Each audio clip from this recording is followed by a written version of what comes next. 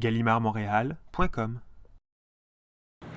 Senso est donc le magazine des écrivains, l'un des magazines conçus par des écrivains. Il était donc tout à fait normal que nous étendions notre activité à la publication de livres, stricto sensu, et pour ce faire, nous nous sommes associés avec ce qu'on fait de mieux en France, c'est-à-dire avec la maison Gallimard, qui n'est pas simplement l'une des plus anciennes, elle a presque 100 ans maintenant, elle demeure à mes yeux et aux yeux de la plupart des lecteurs comme une référence, quelque chose dont l'agrément, la présentation, le contenu sont très fréquemment réjouissants et ce sont des ouvrages qu'on a envie de conserver.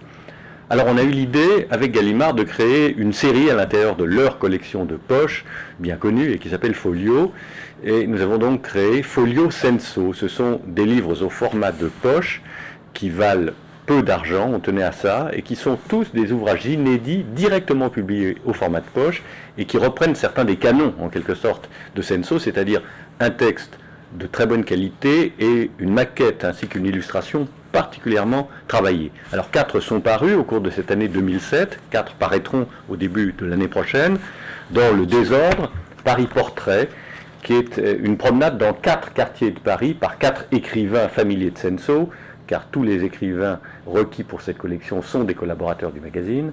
Donc ce sont là Claude Arnaud, Elisabeth Barillet, Gérard de Cortance et Daniel Maximin qui évoquent chacun le quartier où au reste il demeure, en des termes à la fois documentés, poétiques, ironiques quelque peu, bref, un portrait du Paris d'aujourd'hui.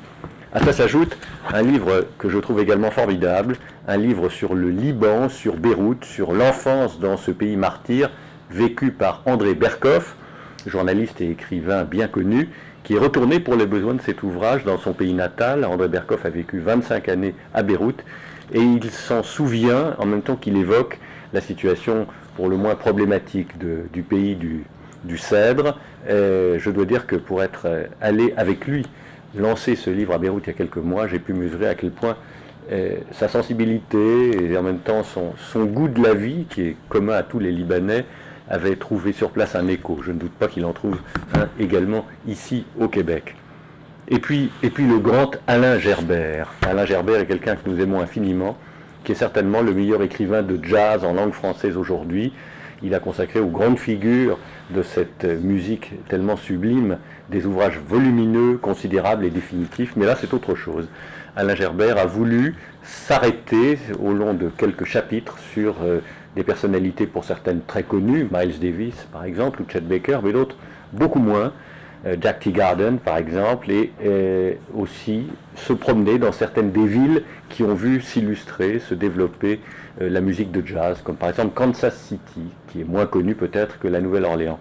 C'est un livre tout à fait lyrique, merveilleusement illustré, et qui je crois donne au jazz, qui est un peu en déclin aujourd'hui malheureusement, qui lui redonne le lustre que pour les amateurs il n'a jamais perdu.